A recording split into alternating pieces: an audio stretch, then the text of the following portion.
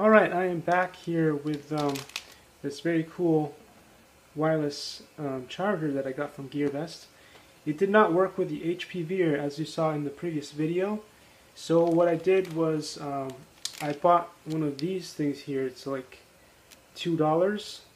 What it's called, I'm not sure. It's like a wireless kind of edition that you can attach to any phone that you have.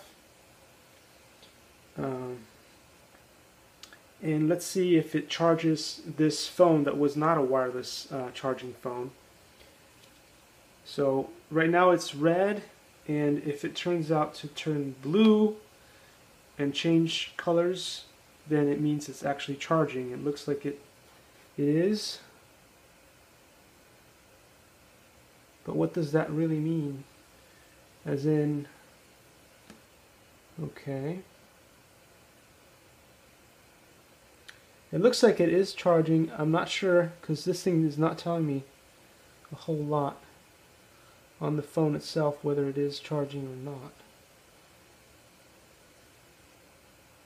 But I guess we'll leave it on there, and if I see the energy bar go up on the phone, then we'll know that it works.